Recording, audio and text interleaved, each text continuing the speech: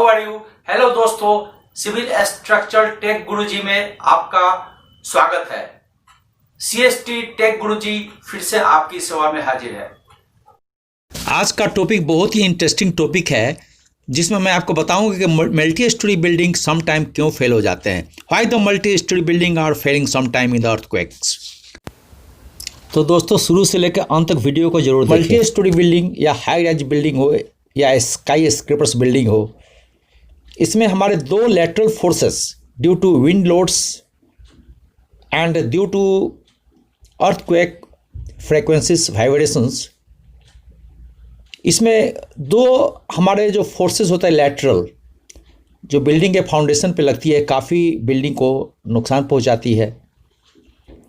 और ये बिल्डिंग की यदि कहीं भी कोई स्टिफनेस में अगर कहीं प्रॉब्लम्स है, उनके जो बिल्डिंग फ्रेम्स है, कॉलम्स है, बीम है, स्लैब में यदि उनकी स्ट्रेंथ कम है तो वो बिल्डिंग को सहन नहीं कर पाएगी। तो हम आइए देखते हैं कि इनका बिल्डिंग पे क्या इफेक्ट पड़ता है, इन फोर्सेस को हम इसमें सरल भाषा में जानकारी देंगे। Please refer 875-1893 and 456-2000 IS code for better experience. जिस समय अर्थक्वेक फोर्स आती है, ये किस टर्म में आती है? ये वाइब्रेट करते हुए आती है बिल्डिंग तक, मीन्स इसको लेटरल फोर्स कहते हैं, या विंड लोड भी है वो लेटरल आती है। तो जब ये आती है तो हमारे बिल्डिंग फाउंडेशन हो उसको क्या होते हैं, उसको सेक करती है। टू एंड फ्रो मोमेंट के कारण, side way up and down के कारण ये बिल्डिंग में जब वो धक्का देती है, उस समय हमें क्या होता है कि बिल्डिंग में एक इंटरनल फोर्स जनरेट होते हैं। उसको हम क्या कहते हैं? एफ इनर्शिया कहते हैं। तो एफ इनर्शिया जो फोर्स होता है उसकी फार्मूला है मास इनटू एक्सेलरेशन। तो इसका यह अर्थ हुआ, यदि बिल्डिंग में आप बहुत ज़्यादा हेवी वेटेड बिल्डिंग बनाते हैं, काफ़ी जैसे मल्टी स्टोरी बिल्डिंग है, उसमें काफ़ी वेट वाले अगर सामान लगाते हैं आप, तो इसमें क्या होगा, जब मास बढ़ेगा तो मास और एक्सीलरेशन को अगर मल्टीप्लाई करेंगे तो बिल्डिंग की एफ इनर्शिया जो कि इंटरनल फोर्स है ये, वो आपकी बहुत बढ़ जाएगी। अकॉर्डिंगली मास यदि कम होती है, बिल्डिंग की वेट कम होती है, उस केस में F inertia forces which is called the internal forces, ये बिल्डिंग की कम हो जाएगी। तो ये जो एफ इनर्शिया फोर्सेस है, यही बिल्डिंग को काफ़ी क्षति पहुंचाती है। तो ये जितना मिनिमम हो, बिल्डिंग मेरा उतना ही सेफ रहता है अर्थक्वेक के समय। Please note that the earthquake forces can be resolve into 3 directions. Accordingly, the building usually vibrates and develop forces along 3 principal axes. Hence, the ground motions of the structures create forces in the building. Why this ground motion created forces in the building? Due to the movement of ground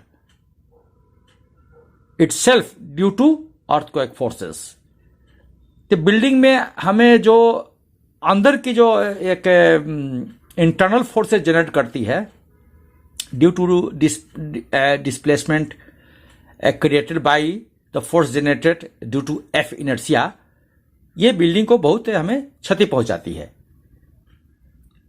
P delta effect के कारण, पहले मैं आपको बता दूं P delta effect होता क्या है। P delta effect is the secondary effect on the share and moment of frames due to action of the vertical loads। यानी कि जो शेयर और मोमेंट्स पे जो बिल्डिंग के फ्रेम पर जो एक्शन डालते हैं due to abnormal behaviours of the structures, और ये क्या होते हैं?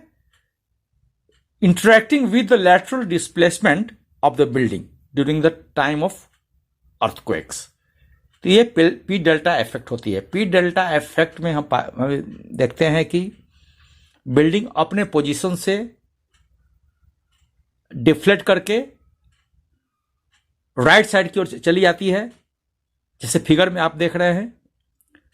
और इस कारण बिल्डिंग में हमें कैंटिलीवर एक्शन हो रही है।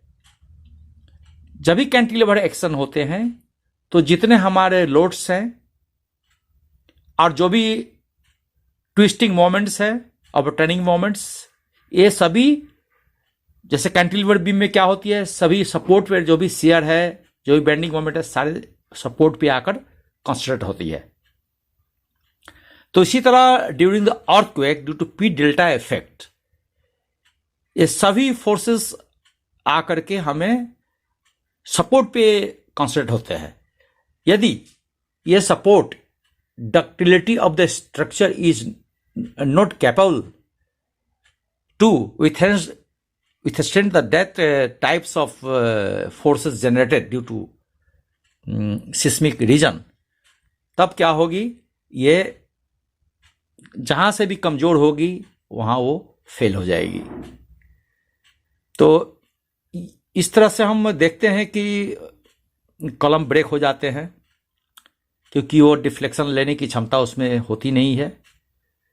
तो इसको ध्यान में रखते हुए जितने हमारे joints of column, beam, slab, that should be must be capable of resisting forces by the flexures, due to फ्लेक्चर्स।